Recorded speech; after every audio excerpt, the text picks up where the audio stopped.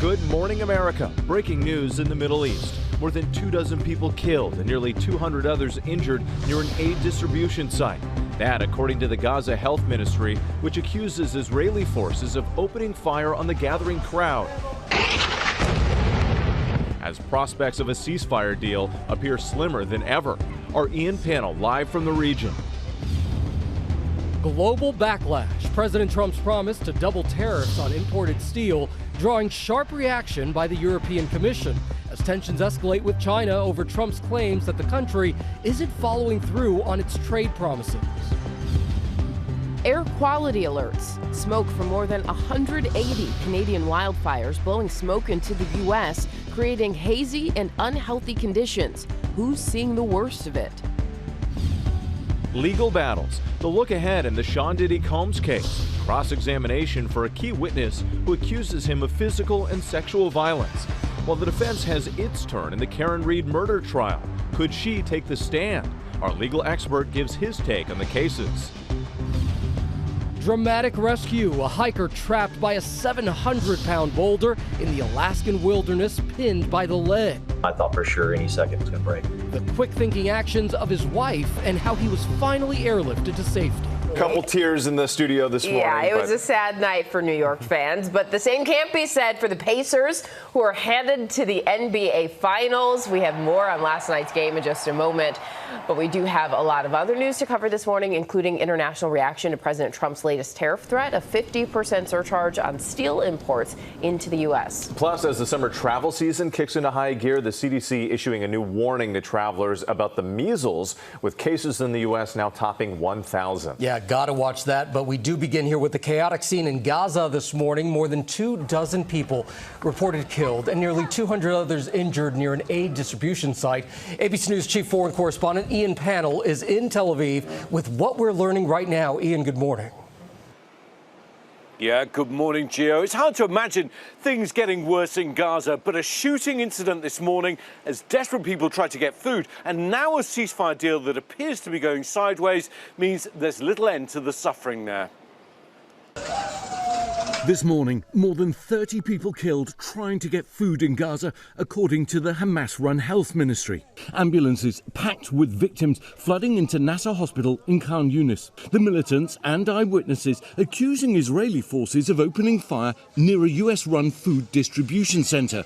The IDF saying it's unaware of injuries caused by its troops, but it's reviewing what happened. The incident comes as prospects of a breakthrough ceasefire deal fade. The US Special Envoy to the Middle East slamming the latest proposal from Hamas as totally unacceptable. The group pushing back against a plan proposed by President Trump and backed by Israel. It would have seen a 60-day ceasefire as well as the release of some hostages. In exchange, Israel would withdraw its forces to a buffer zone, release some Palestinian prisoners and allow more aid to flow into the Strip. Hamas countering, saying it also wants guarantees that negotiations will lead to an end to the war and a withdrawal of Israeli forces. It also wants humanitarian aid to be handled by the UN. Israel launching nearly daily attacks since breaking the last ceasefire in mid-March, insisting it's targeting terrorist infrastructure, but a humanitarian crisis there growing deeper. In the south of the Strip, Nasser Medical Complex overwhelmed with patients. I woke up to non-stop bombing and all I could think about is the number of patients that's going to bring through the door that we can't cope with here. Well, we've had a statement from GHF. Remember, that's the American-run organisation that's distributing aid, and it's claiming that the deaths and injuries are, quote, untrue and fabricated. They're also denying that any incident took place, despite evidence to the contrary. Even Dr. Rose, who you just heard from there, talking about it right from ER. And as we've seen again this morning, the death and displacement in Gaza just continues. Whit. Ian Panel for us this morning. Thank you. We turn now to the latest on President Trump's trade war. The European Union warning of future uncertainty in the global economy. ABC senior White House correspondent Selena Wang joins us now. And Selena, a number of countries are firing back at Trump's new tariff threats. Hey, wait, yeah, good morning. They are slamming Trump's latest promise to double the tariff rate on imported steel to 50%. The European Commission is saying that this is going to cause further uncertainty. They are warning of countermeasures, saying, quote, this adds further uncertainty to the global economy and increases costs for consumers and businesses on both sides of the Atlantic. And the United Steelworkers Union in Canada says these tariffs are a direct attack on Canadian jobs that would completely shut them out of the U.S. market. Now, this comes after a chaotic week of legal back and forth when it comes to President Trump's tariffs. On Wednesday, a federal court effectively stopped Trump's trade war, ruling he doesn't have the power to impose tariffs, that only Congress does. Then a day later, an appeals court reversed that, saying the tariffs can continue at least for now as this legal process plays out. So all of this as tensions escalate once again with China. Remember, guys, it was just weeks ago that the two countries struck a deal to pause their extremely high tariffs so they could hash out this broader deal. Well, the Trump administration now is saying that those talks have stalled, with Trump accusing China for failing to hold up their end of the bargain. But caught up in the middle of all of this is American businesses and consumers. Several major retailers have said they've already raised prices or they plan to raise them soon. Janae? As you said, American businesses and consumers caught in the middle. Selena Wang, thank you. Now let's bring in ABC's Jay O'Brien from Washington. And Jay, President Trump has faced some criticism for backing down as he enters another high-stakes trade week.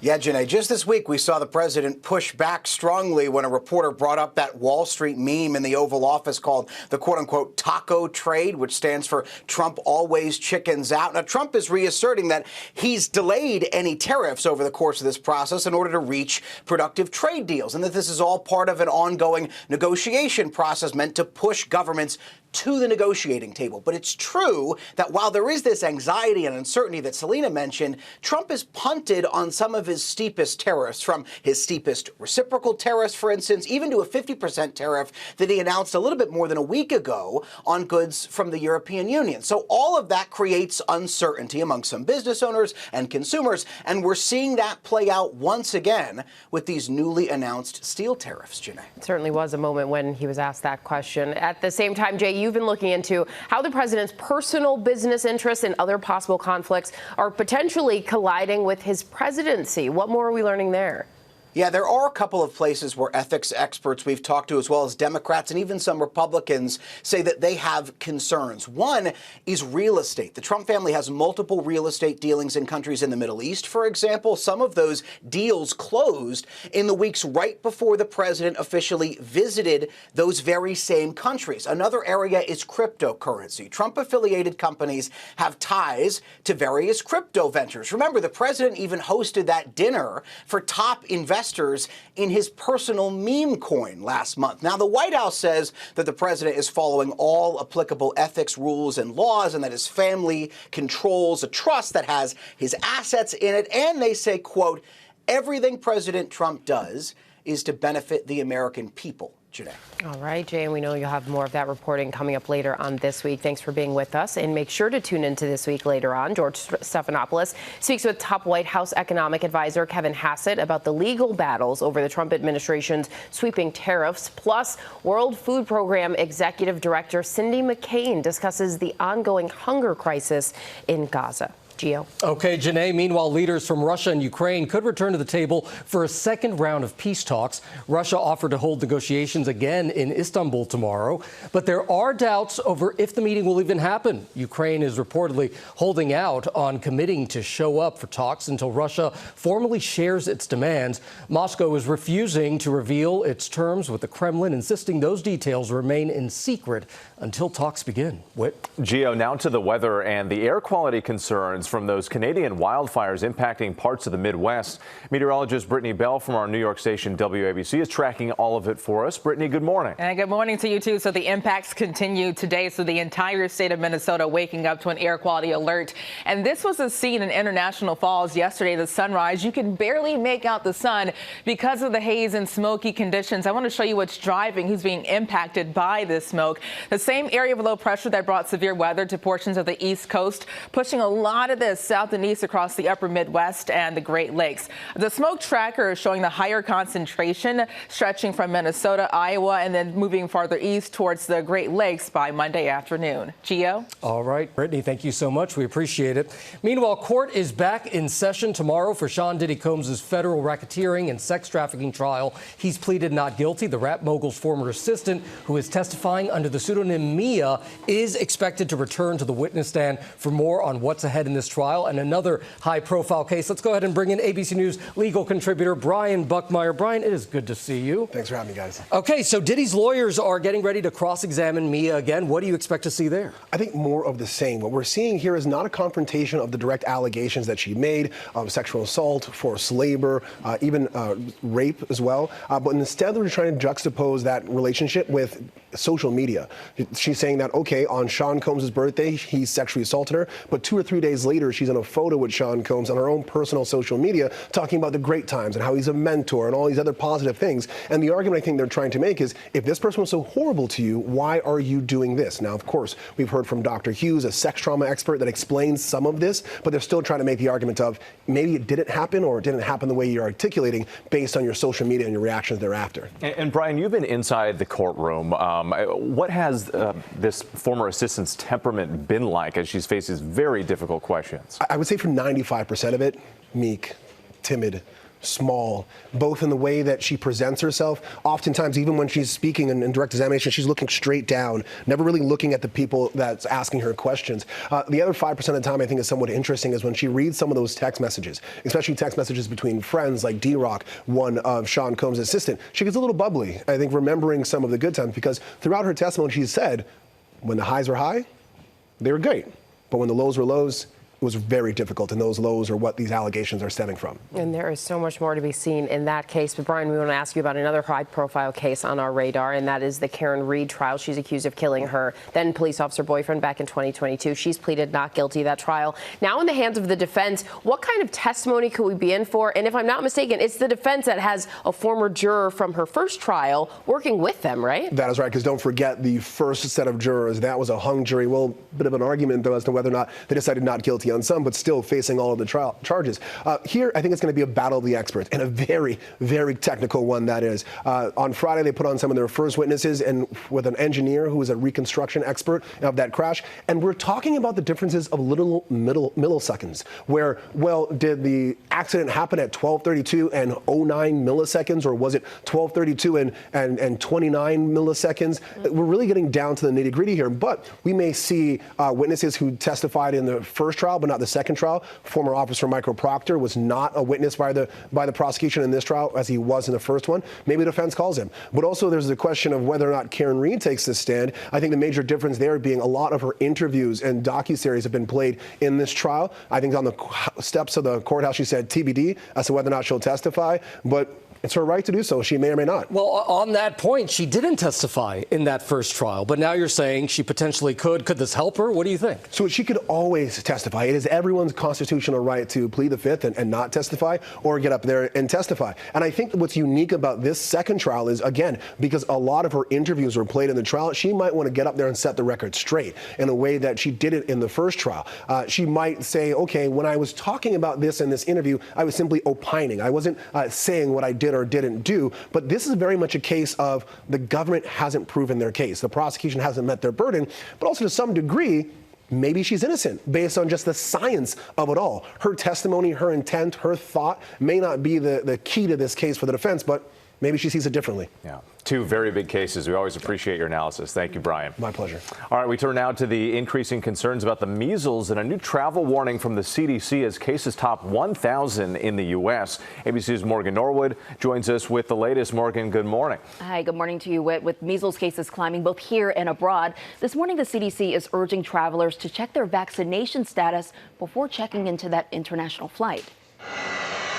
This morning, as millions take to the skies in what's expected to be a busy summer travel season, A fresh warning from the CDC about measles, urging all international travelers to ensure they're fully vaccinated following an uptick in recent cases.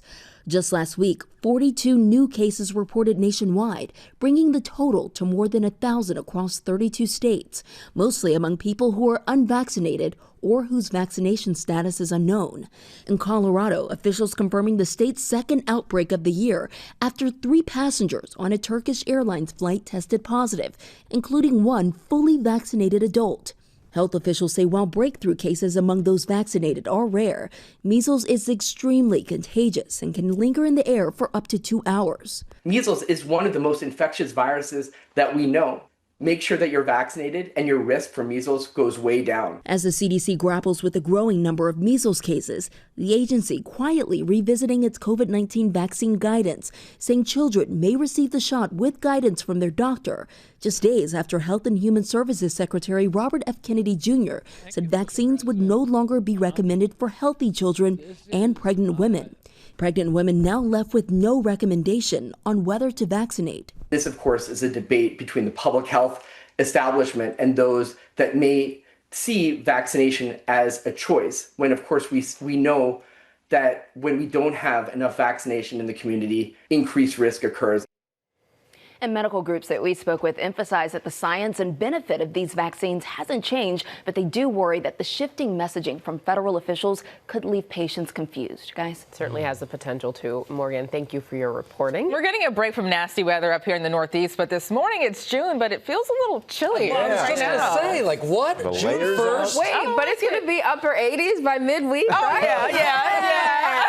You ready for the shorts? Looking forward to that. Take top your name. Thank you, Brittany. Thank you, Brittany. Appreciate it. All right, the NBA Finals, they are now set. Overnight, the Indiana Pacers sealing the deal at home with a Game 6 win against the Knicks, and ABC's Ike Ejachi is here now following it all. Yes, Our own baller, what's going on? Yes, that's right. Instead of those orange and blue skies, it was gloom and doom here in New York City, and talks of next year. The Indiana Pacers turning the chapter in this now storied rivalry between these two teams. Indiana with an emphatic win, sending the Pacers off to the finals for the second time in team history. But for the first time in 25 years, they're going to the NBA Finals. Overnight, the Indiana Pacers have done it, punching their ticket to the NBA Finals for the first time in over 2 decades, after beating the Knicks 125-108 in front of an electrified home crowd, closing out the Eastern Conference Finals. Into Bridges, puts it up and Toppin puts it down. The Knicks keeping the score close throughout the first half. Fadeaway, Turner defends, got it at the buzzer. Until the Pacers turned up the heat in the third quarter. Another 3. Oh, my goodness. The Pacer defense relentless, forcing 18 turnovers, turning them into easy points. Pocketed by Nembhard. Another steal, number 6. Pascal Siakam winning the Larry Bird Eastern Conference Finals MVP award. And Siakam making a statement, dropping 31 points and making plays on both ends of the court. I have like 100% belief in my teammates. Whenever we're down, we always find a way, and we did that tonight. Tyrese Halliburton finding his groove late in the game. Halliburton wide open, his 3. Long shot, Halliburton. Oh! Tyrese Halliburton has gone mad! Finishing with 21 points and 14 assists. The Knicks fighting hard with Karl Anthony Towns battling through a knee injury. Back into Towns from Brunson. To put up 22 points and 14 rebounds. As for Jalen Brunson, he just couldn't get it going against the tough Pacer defense, ending New York's playoff run with 19 points. Sucks, man. Simple as that. It sucks. Not winning tonight and then being knocked out, but just proud of our guys. And in a full circle moment, Pacers legend and Hall of Famer Reggie Miller, who was a key player on that 99-2000s Pacers squad that made it to the finals, well, he was the color analyst for last night's game, which marks TNT's final NBA broadcast. During that piece, you were telling us you're the biggest Knicks fan. It was a tough one. Late night. It's a late night, but you know what? Like I said, there's always next year. There we go. That's the hope of a Knicks fan, right? Yeah, we got it.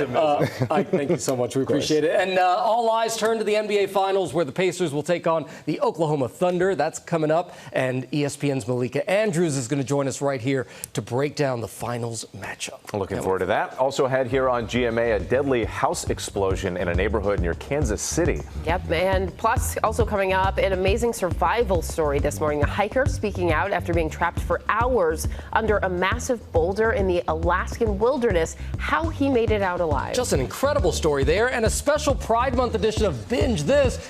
Will Gans is going to join us with movies you don't want to miss. We'll be right back. You're watching GMA on this Sunday morning, June 1st.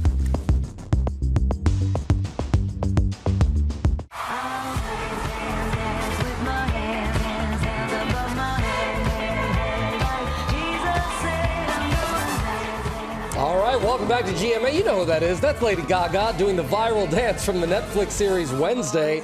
And there's a reason, because Mother Monster bringing that mesmerizing move over to a Netflix fan event last night, revealing she will guest star in season 2 of the hit show. Okay. Gaga is set to play Rosalind Rotwood, a teacher at Wednesday's school. Wednesday season 2 drops August 6th. That's a perfect fit. Yes, right? Perfect for her.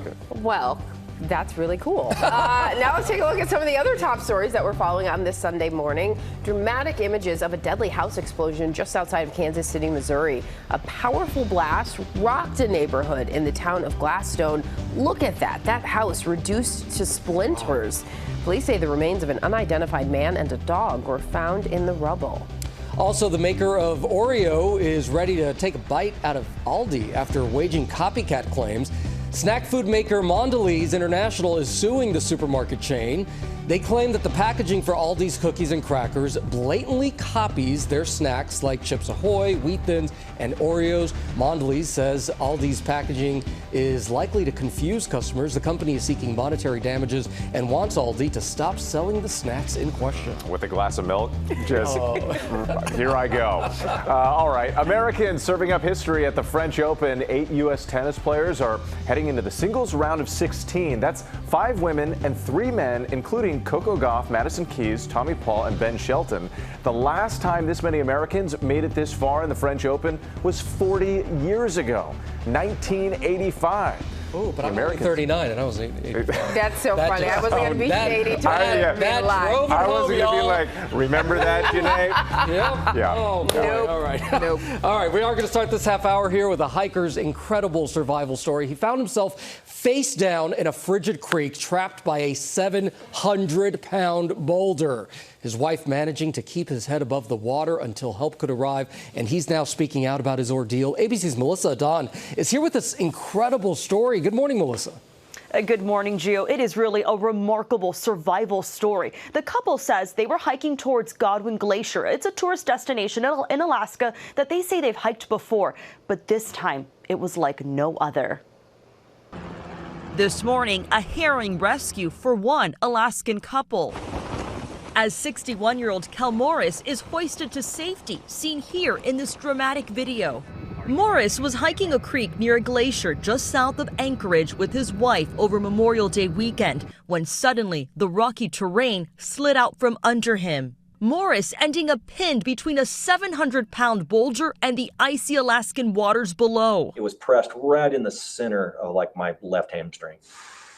And it was pressed and pinching up against the bone. There was enough, flat rock underneath the leg to keep it from breaking it. But at the time, I thought for sure any second it was going to break. His wife, Jo Roop, a retired Alaska state trooper, trailing just a few feet behind him, rushing to his rescue, holding her husband's head above the rising glacial waters and calling for help. I've got to figure out the best way to save his life, because if I don't, he's going to be dead. The Seward Fire Department dispatching volunteer rescue firefighters and recruiting a private helicopter company to fly first responders to the remote location. They found Mr. Morris face down in the creek. just above freezing waters. He was hypothermic. He was in and out of consciousness. The 7 rescuers using airbags, ropes, and brute force to lift the boulder off Morris, airlifting him to the nearest hospital. And incredibly, he was released with only some light bruising. Now, Morris was pinned under that boulder for 3 hours, and luckily he's expected to make a full recovery, and he tells us he plans to continue hiking, but guys, he says he will stay on the trails next time. Yes, guys. good idea. Incredible. Thank you, Melissa. Thank goodness for his wife. I know. Absolutely. Yep, and 3 hours, a long time to be trapped in that water. The Indiana Pacers with a solid win over the Knicks in front of their hometown crowd overnight. Now they're off to the NBA Finals for the first time in 25 years against the Oklahoma City Thunder on Thursday night. ESPN's Malika Andrews joins us with a preview. Malika, good morning. You got the late nights and the early mornings with us. We always appreciate it. So let's jump right in here. The Pacers, of course, known for the fast-paced ball movement, while the Thunder rely on that strong defensive presence. So which style do you think has the edge here? You know, Whit, I'm going to give the edge here to the Oklahoma City Thunder, but our friend Shanae Agumake over here at ESPN, she always says styles make fights. In this case, I think styles are going to make for an absolutely cinematic showdown here, because you have Tyrese Halliburton and the Indiana Pacers, who are the best at not turning the ball over, against who? Oklahoma City, who turns the ball or forces other teams to turn the ball over better than any other team in the NBA. So it's going to be very, very interesting. But OKC is so deep, particularly defensively. Indiana, an incredibly deep team offensively in particular, but they have their defensive dogs here. This is going to be one of those series that I think is going to be really grit and grind it out all the way through these games. And Malika, look, you were just talking about him. Tyrese has been exceptional in the playoffs, including a historic triple-double in the Eastern Conference Finals. How do you see him matching up against MVP SGA?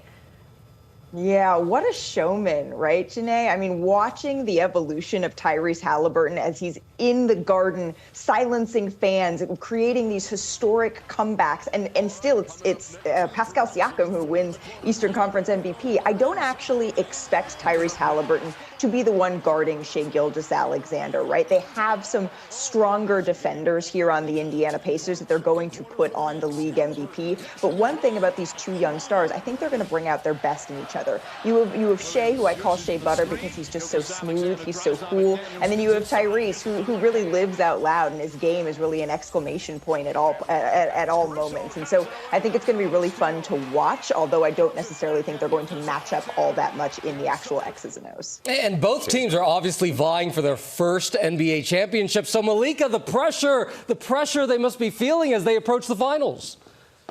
Yeah, I know. But youth is not always wasted on the young, right, Gio? And I think that that's the case with these two teams, because you hear a certain level of maturity when they're talking about, we're really excited, we're going to enjoy this win for right now, is what Tyrese said after they beat the New York Knicks last night, and then they were going to refocus. Something that I'm keeping my eye on here, though, is the rest versus rust, where you have the Indiana Pacers who just have a couple of days before games start on Thursday. Oklahoma City wrapped up their series last week and thankfully allowed me a few days at home here in Los Angeles, right? So who's going to have the edge there, particularly in this game one, is something that I'm going to be keeping an eye on. But the Oklahoma City Thunder, they have been so mature beyond their years. They're one of the youngest teams ever to make the finals. I think that trend's going to continue. All right, because we like to put you on the spot every now and then, who do you think takes the series? How many games? What are your insights?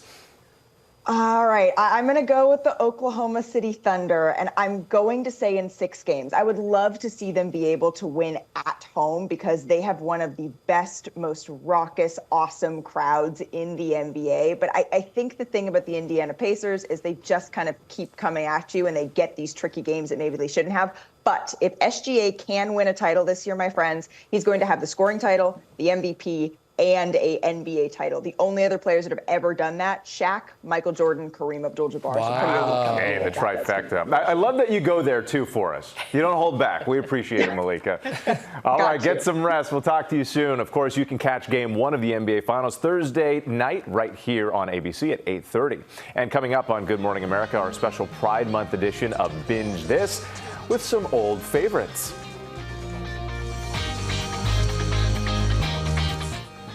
We are back now on GMA for the kickoff to Pride Month, and Will Gantz is here with a special edition of Binge This, and it looks like